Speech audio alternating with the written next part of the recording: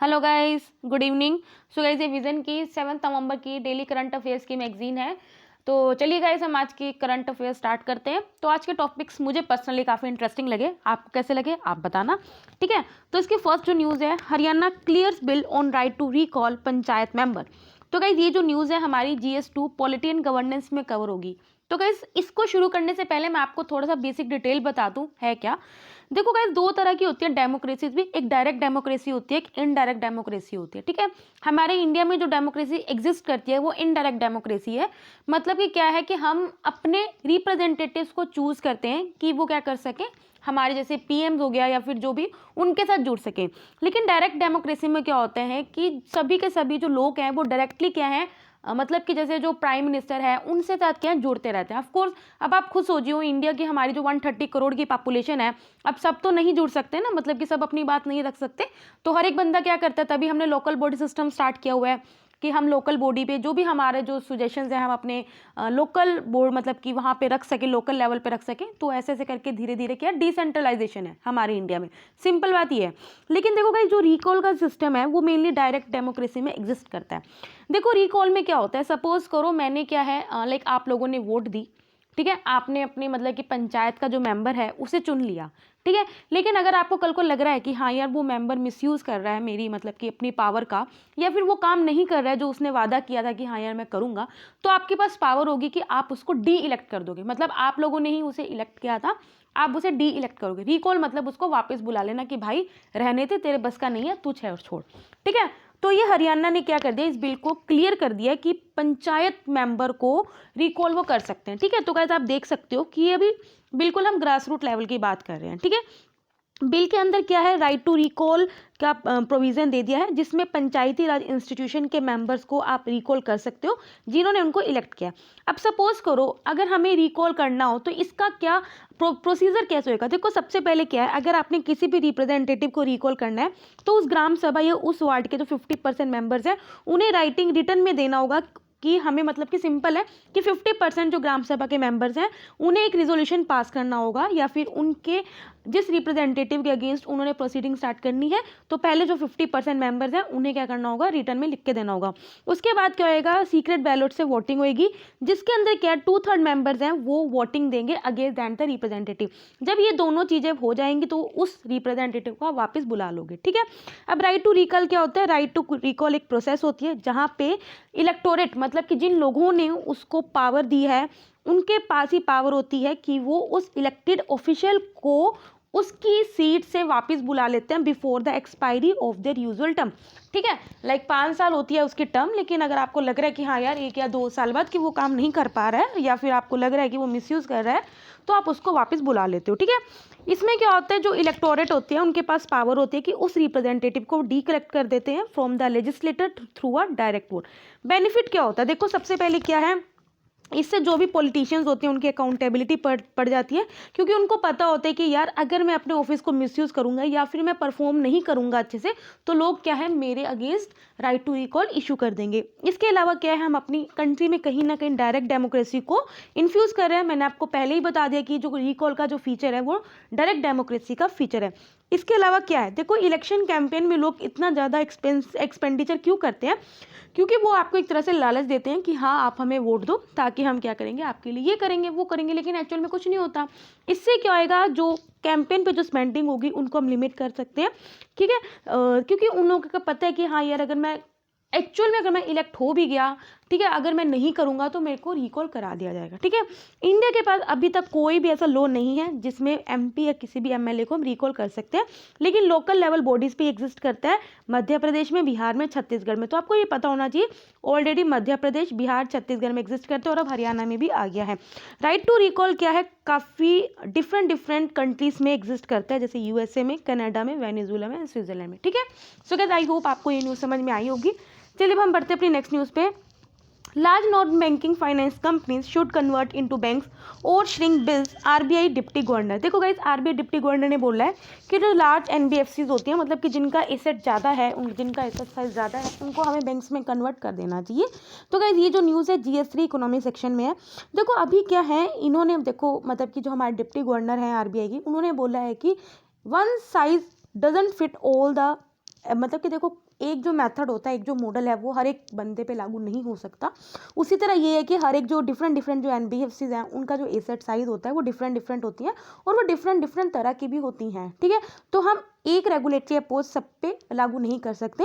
It is stated that there can not be a one size fits all regulatory approach for NBFC and specially जो systematically important NBFC है। तो guys हमने पढ़ा systematically important banks भी होते हैं, domestically systematically important insurance companies भी होती हैं, उसी तरह सिस्टमेटिकली इंपॉर्टेंट एनबीएफसीज भी होती हैं जिनका एसेट साइज 500 करोड़ या उससे ज़्यादा होते हैं। उनको हम आइडेंटिफाई करेंगे कौन सी जो एनबीएफसीज हैं जो लार्ज हैं, और फिर उनको हम क्या करेंगे, उनको हम स्ट्रिक्ट रेगुलेशंस के अंडर क्या करेंगे, कवर करेंगे, ठीक है। प्रेजेंटली क्या है, आरबीआई एनबीएफसी को, सभी एनबीएफसी को रेगुलेट नहीं करता है। एनबीएफसी को रेगुलेट करने में डिफरेंट इंस्टीट्यूशंस भी एंगेज्ड हैं, जैसे एसईबीआई हो गया, that is the securities and exchange board of India. IRDI आपको पता होगा, insurance regulatory and development authority of India. ये क्या करती हैं, ये रेगुलेट करती हैं, डिपेंड करता है एनबीएफसी किस टाइप के, उसके अकॉर्डिंग क्या है, ये जो बॉडीज हैं ये एनबीएफसी को रेगुलेट करती हैं। एनबीएफसी है कि ये आपको पता ही होगा, ये कंपनी है which is registered under companies act 1956। इसके अंदर क्या है आपको पता, जो एनबीएफसी है वो मेनली आपको लोन्स प्रोवाइड करती है या फिर जो आपके शेयर्स होती हैं उनको एक्वायर करती है। एनबीएफसी क्या करती है, उन सेक्टर्स को लोन प्रोवाइड करती है जिन सेक्टर्स को अक्सर क्या जो बैंक्स उनको लोन नहीं देते, ठीक है। NBFC serve custom segment that are unserved और the underserved by the bank, मतलब वो सेक्टर जिनको बैंक या तो सर्व ही नहीं करता या फिर अगर सर्व करता है तो बहुत कम करता है, तो एनबीएफसी उन सेक्टर्स को क्या करती है, लोन प्रोवाइड करती है and they play a critical role in financial penetration. इसके अलावा क्या, बैंक्स को आपको पता है डिफरेंट डिफरेंट जो रेशियोज होती है उनको मेंटेन करके रखना होता है। एनबीएफसी को किसी तरह की रिजर्व रेशियो मेंटेन करके नहीं रखना पड़ता। हाउएवर लेकिन आप कहीं ना कहीं देख रहे हो कि जो एनबीएफसीज हैं वो खुद क्या है, बैंक की फंडिंग पे विद रिस्पेक्ट टू टाइम काफ़ी ज़्यादा डिपेंडेंट हो रही है, जिस वजह से क्या है, अगर एनबीएफसी की वजह से अगर कोई बैंक डिफॉल्ट होता है वो बहुत बड़ी चीज़ होगी, ठीक है। However it mean that risk to the banking system from NBFC also become larger as happened in the IL&FS crisis।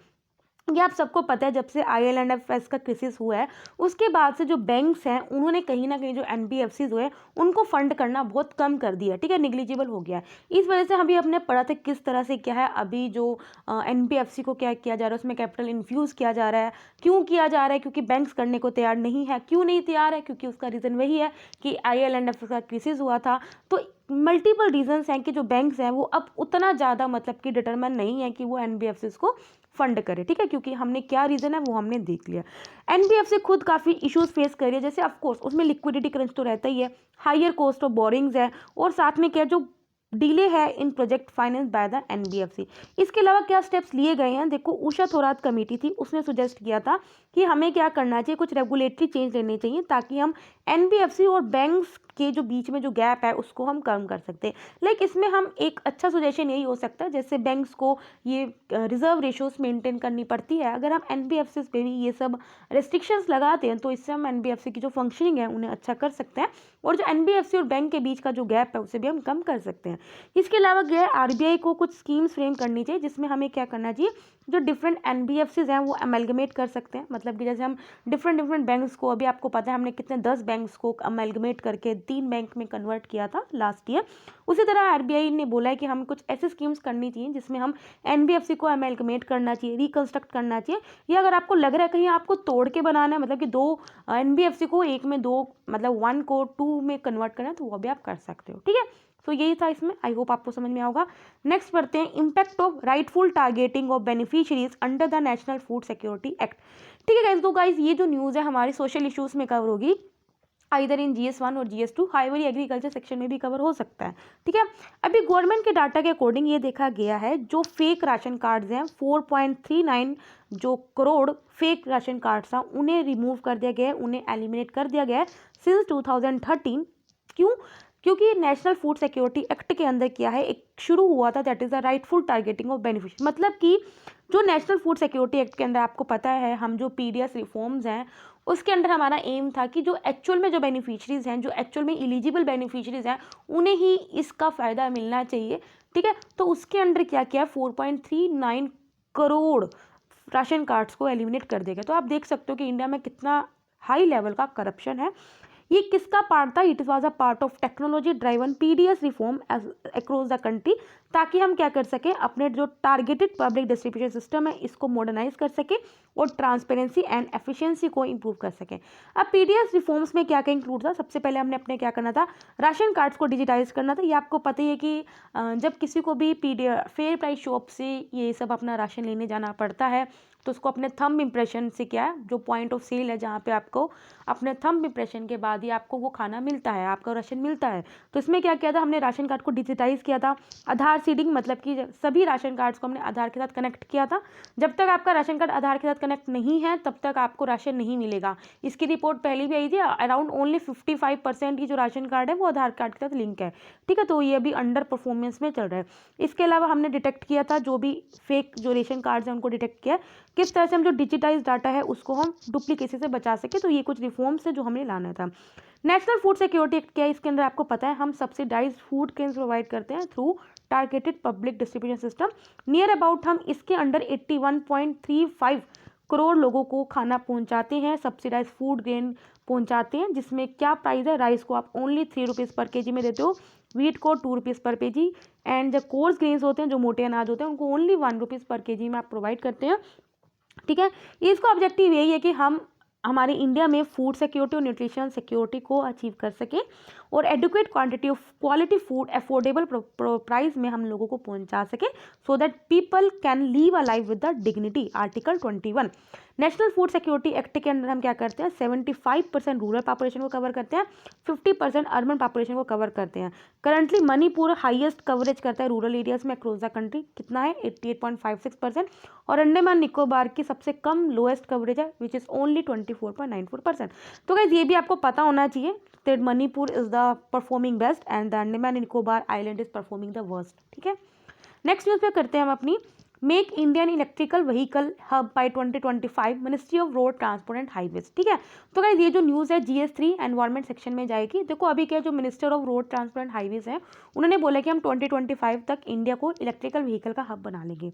अभी सेंटर ने ये बोला है कि हमें क्या करना है, जो इलेक्ट्रिक व्हीकल्स हैं उनको प्रमोट करना है अपनी कंट्री में, जिसमें हमें अपने डीजल को, तो परमानेंट ऑटोमोबाइल्स जो हमारे ट्रांसपोर्ट सेक्टर में जो हम यूज़ करते हैं डीजल को, उनको हमें स्टॉप करना ही करना है। और इंडियन इंडस्ट्री साथ में काम भी कर रही है ताकि हम अपने इंडिया को इलेक्ट्रिक व्हीकल का हब बना सके 2025 तक। अब इलेक्ट्रिक व्हीकल का हब पोटेंशियल क्या है इंडिया में? देखो सबसे पहले हमें क्या करना है, जो हमारे प्राइमरी ऑयल कंजप्शन है उसको रिड्यूस करना है। प्राइमरी ऑयल कंजप्शन क्या है, पेट्रोल, डीजल, इनकी कंजप्शन को रिड्यूस करना है ट्रांसपोर्टेशन सेक्टर में। इसके अलावा हमने क्या करना है, एफिशिएंट इलेक्ट्रिक व्हीकल्स को इंडिया में मैन्युफैक्चर करेंगे तो इससे हमारी जॉब एम्प्लॉयमेंट क्रिएट होगी, एंड इससे हम अगर हम हब बना सकेंगे तो इसका मतलब हम एक्सपोर्ट्स भी क्या करेंगे, ज़्यादा से ज़्यादा करेंगे। इसके अलावा क्या करना है, ऑफ कोर्स अब आपने इलेक्ट्रिक व्हीकल तो मैन्युफैक्चर कर ली, लेकिन आपको चार्जिंग भी तो प्रोवाइड करनी होगी ना। तो एनर्जी फर्म्स को क्या, साथ में चार्जिंग इंफ्रास्ट्रक्चर भी सेटअप करना होगा, जो खुद में एक अट्रैक्टिव प्रोजेक्ट होगा। फिर उसके साथ भी क्या है, एम्प्लॉयमेंट बढ़ेगी।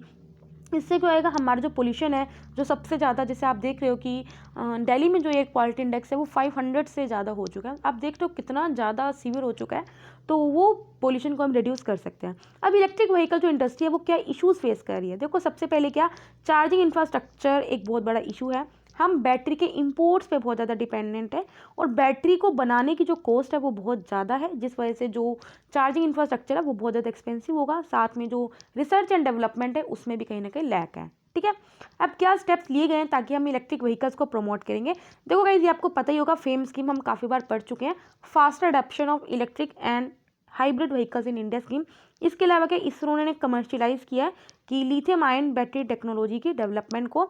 इसके अलावा हम urban and regional development plans formulation and implementation में अमेंडमेंट लेके आए थे, जिसमें हमने ये गाइडलाइंस प्रोवाइड की थी कि किस तरह से अगर हम इलेक्ट्रिक व्हीकल को प्रमोट करने के लिए हम जो चार्जिंग स्टेशन हैं उनको प्राइवेट और कमर्शियल बिल्डिंग्स में भी प्रोवाइड करेंगे। इसके अलावा हम क्या करेंगे, जो बैटरी ऑपरेटेड जो ट्रांसपोर्ट व्हीकल्स हैं उनको परमिट जो रिक्वेस्ट होती है, परमिट की जो रिक्वायरमेंट होती है उससे एग्जेम्प्ट करेंगे, ठीक है। सो गाइस आई होप आपको ये सब समझ में आ रहा होगा। नेक्स्ट न्यूज़ पे पढ़ते हैं।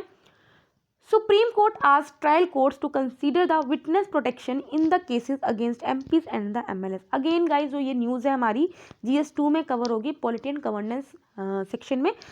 तो गाइज ये आपको पता ही होगा विटनेस प्रोटेक्शन स्कीम है क्या। देखो गाइज अभी क्या सुप्रीम कोर्ट ने जो ट्रायल कोर्ट्स, मतलब वो कोर्ट्स होती हैं जो एमपीज एंड एमएलए के अगेंस्ट जो क्रिमिनल केसेस चल रहे हैं उन केसेस को सुनती है, उन कोर्ट्स को सुप्रीम कोर्ट ने बोला है कि आप क्या करो, जो भी करंटली जो एमपीज एमएलएज हैं या फिर जो फॉर्मर जो रह चुके हैं, जो एमपीज एमएलए जो प्रीवियस जो रह चुके हैं, उनके अगेंस्ट जो केसेस हैं या जो विटनेस जो आपको मतलब प्रोवाइड करेंगे उनको प्रोटेक्शन प्रोवाइड करो to witnesses under the witness protection scheme 2018 even without making any specific application for the same keeping in mind their vulnerability. ठीक है, क्योंकि आपको पता ही है जो एमपीज एमएलएज होते हैं जो इनका रीच होती है वो बहुत ज़्यादा होती है, तो इसलिए क्या है इन लोगों को विटनेस लाइक जो इनके अगेंस्ट जो लोग हैं जो कुछ बोलना चाहते हैं उनको प्रोटेक्शन देना बहुत जरूरी बन जाता है। ठीक है, सुप्रीम कोर्ट ने ये बोला था काफ़ी जो विटनेसेस होते हैं they are unwilling to appear before the courts to make deposition in the court.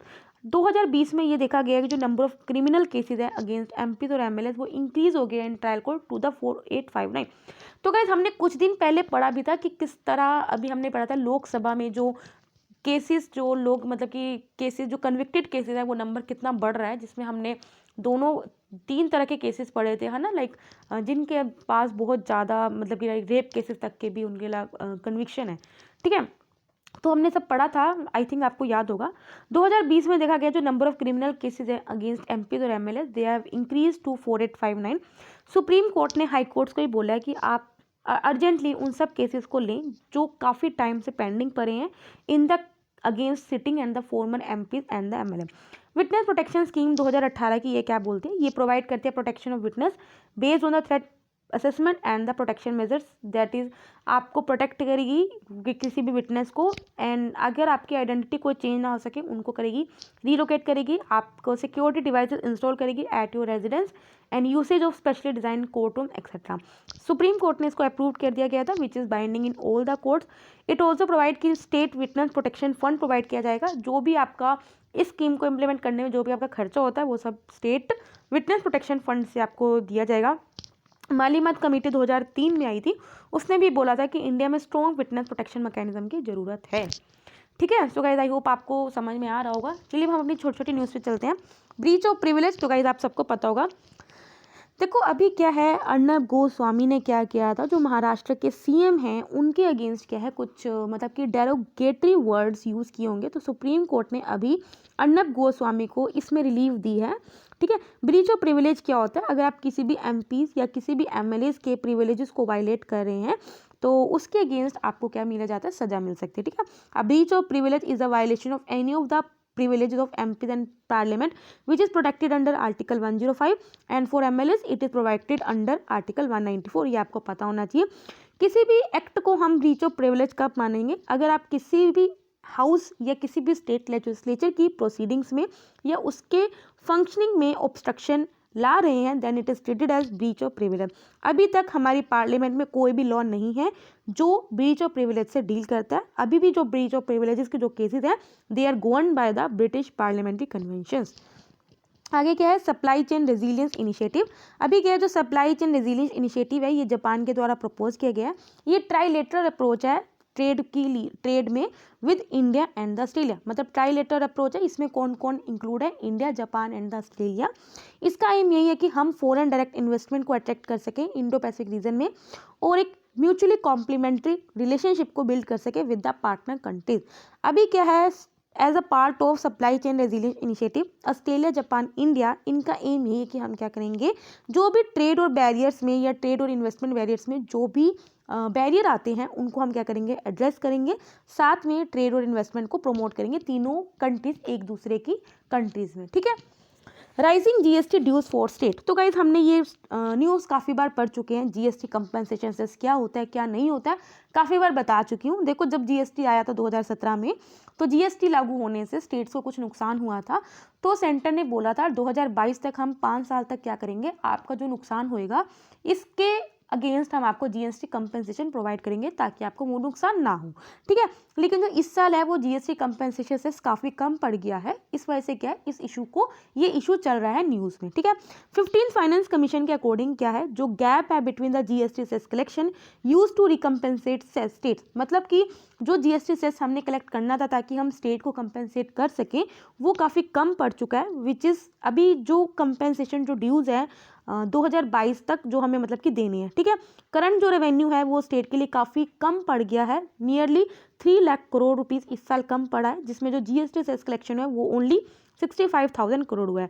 इससे पहले क्या सेंटर ने स्टेट्स को अलाउ किया था कि आप मार्केट से बोरो कर सकते हो एज अगर आपको जो भी आपको कमी पड़ी है उसको पूरा करने के लिए, और ये एश्योरेंस प्रोवाइड की थी कि आपके जो लोन्स हैं उसको सर्विस मतलब कि आपको मतलब कि मिलेगा ही मिलेगा लोन। ऐसा नहीं है कि आपको ऑब्स्ट्रक्शन फेस करनी पड़ेगी, ऐसा नहीं है, आपको लोन्स दिया जाएगा and repaid from the future GST cess collection, ठीक है। टेक्नोलॉजी अपग्रेडेशन फंड स्कीम, अभी क्या है गवर्नमेंट ने अपना पोर्टल समझ लो या अपनी विंडो है उसको रीओपन किया है, ताकि अगर आपने कोई भी डॉक्यूमेंट सबमिट करना है, ऑनलाइन सबमिट करना है, और अगर आपने सब्सिडी क्लेम करना है तो आप कर सकते हो अंडर किसके under, technology upgradation fund scheme. देखो गाइस इसके अंडर क्या है, हम ताकि हम अपने इंडिया को टेक्सटाइल इंडस्ट्री में कॉम्पिटिटिव बना सके, तो जो भी लोग इसमें कैपिटल इन्वेस्ट करते हैं ताकि हम टेक्सटाइल सेक्टर को मॉडर्न बना सकें, तो उन लोगों को गवर्नमेंट क्या कुछ सब्सिडी प्रोवाइड करती है, ठीक है। तो अभी क्या जो टेक्नोलॉजी अपग्रेडेशन फंड स्कीम है ये 1999 में इंट्रोड्यूस हुआ था। इसके अंदर हम क्या करते हैं, जो लोग कैपिटल इन्वेस्ट करते हैं ताकि हम इंडिया को टेक्सटाइल इंडस्ट्री ग्लोबली कॉम्पिटिटिव बना सके, तो उनको हम सब्सिडी प्रोवाइड करते हैं ताकि हम टेक्सटाइल इंडस्ट्री की जो कैपिटल कॉस्ट है उसको रिड्यूस कर सके। सिंपल है, जो भी बंदा जो टेक्सटाइल इंडस्ट्री में एंगेज्ड है उनकी जो कॉस्ट ऑफ प्रोडक्शन है उसको रिड्यूस करने के लिए गवर्नमेंट उन्हें सब्सिडी प्रोवाइड करती है, सिंपल है। 2015 में हमने क्या किया था, टेक्नोलॉजी अपग्रेडेशन फंड स्कीम में इसको अमेंड किया था, जिसमें हमने एक कुछ लॉन्च किया था जो कि हमारा एम था मेक इन इंडिया को और जीरो डिफेक्ट को इन मैन्युफैक्चरिंग में, ठीक है। 5 ईयर्स हो चुके हैं 1 रैंक 1 पेंशन को, आप समझ सकते होंगे ये क्या होगा। 1 रैंक 1 पेंशन जो इम्प्लीमेंट हुआ था इंडिया में वो 2015 में हुआ था। इसका एम यही था कि जो हमारे आर्म फोर्सेस के पर्सनल्स हैं, आर्मी हो गया, एयरफोर्स हो गया, नेवी हो गया, जो सेम रैंक पे हैं हम उनको सेम ही तनख्वाह देंगे, ठीक है। अगर कोई रिटायर अगर कोई रिटायर 1990 में हुआ है, कोई रिटायर 2010 में हुआ है, लेकिन अगर वो 2020 में जो तनख्वाह ले रहा है, रिटायरमेंट पेंशन ले रहा है, उसको सेम ही मिलेगी irrespective of their service period, ठीक है। 1 rank 1 pension imply that uniform pension paid to the arm forces person retiring in the same rank, जो सेम रैंक पे रिटायर हुआ था with the same length of service regardless of their date of retirement. इसमें क्या है, 1 rank 1 pension imply करता है कि हम क्या करेंगे, जो पास्ट में जो लोग रिटायर हुए हैं और जो करंटली जो रिटायर हुए उनका जो बीच में जो गैप है उसको हम क्या करेंगे, मतलब कि ब्रिज करेंगे, ठीक है। Liquefied natural gas as a fuel, अभी क्या है union minister of petroleum and natural gas ने एक कैंपेन स्टार्ट किया जिसमें हम लोगों को अवेयर करेंगे कि क्या क्या बेनिफिट है अगर हम लिक्विड नेचुरल गैस को यूज़ करेंगे एज अ फ्यूल। जो लिक्विफाइड नेचुरल गैस है, देखो ये आपको पता होना चाहिए, it is compose of methane, इसमें 85 to 99% मीथेन होती है which is odourless, colourless, non toxic and the non corrosive होती है। जो लिक्विफाइड नेचुरल गैस कैसे बनती है, जब हम नेचुरल गैस को कूल डाउन करते हैं ताकि हम गैस को लिक्विड फॉर्म में कन्वर्ट कर सकें। एडवांटेज क्या है, सबसे पहले तो कोई सिंपलर है, इकोनॉमिकल है, इजीली आप इसको प्रोड्यूस कर सकते हो from any other fossil fuel. Relatively क्या है, ये CO2 जो एमिशंस हैं वो कम प्रोड्यूस करती है, नाइट्रोजन ऑक्साइड जो भी सल्फर डाइऑक्साइड्स हैं वो कम प्रोड्यूस करती है, और कोई भी ऐश या पर्टिकुलेट मैटर नहीं प्रोड्यूस करती। पक्के टाइगर रिजर्व, तो गाइस आपको पता होगा अरुणाचल प्रदेश में है, ये कहाँ पे, ईस्टर्न हिमालयस में लोकेटेड है in the east Kameng district of Arunachal Pradesh. ये ईस्टर्न हिमालय जो हमारा बायोडाइवर्सिटी हॉटस्पॉट है वहाँ पे ही फॉल करता है। It is bounded by Kameng river है इसके वेस्ट में और नॉर्थ में, और पक्के रिवर इसके ईस्ट में, तो ये आपको पता होना चाहिए। इसका जो हैबिटेट है that is the lower semi evergreen forest and the eastern Himalayas broadleaf forest. Recently क्या पक्के टाइगर रिजर्व ने इंश्योरेंस कवर प्रोवाइड किया है against covid for its frontline staff, ठीक है। तो ये आपको पता होना चाहिए, ये न्यूज़ में क्यों था। एक्सोप्लैनेट्स क्या होता है ये आपको पता होना चाहिए। एक्सोप्लैनेट्स वो प्लैनेट्स होते हैं जो स्टार्स के अराउंड ऑर्बिट करते हैं, सन के अराउंड नहीं करते, स्टार्स के अराउंड ऑर्बिट करते हैं। इनको देखना टेलीस्कोप से देखना डायरेक्टली बहुत मुश्किल होता है, क्योंकि ये क्या है, जो स्टार के अराउंड जिस स्टार के अराउंड ये ऑर्बिट करते हैं ना, उस स्टार की ब्राइटनेस के अंदर ही छिप जाते हैं, ठीक है। They are very hard to see directly with the telescope as they are hidden by the bright glare of the stars they orbit, ठीक है। अभी नासा के केपलर स्पेसक्राफ्ट ने क्या है एनालिसिस किया है, इसमें देखा गया है जो हमारी गैलेक्सी में एक्सोप्लैनेट एग्जिस्ट करते हैं, they have increase in the number. Kepler spacecraft 2009 में लॉन्च किया गया था, जिसने नियर अबाउट 1.5 लाख स्टार्स को मॉनिटर किया है in a patch of sky in the Milky Way, ठीक है। सो गाइस आई होप आपको सबको समझ में आया होगा। अगर आपको पसंद आए तो लाइक करना, कोई भी डाउट हो कमेंट करना। तब तक के लिए टाटा। और सो तब तक के लिए बाय बाय टाटा।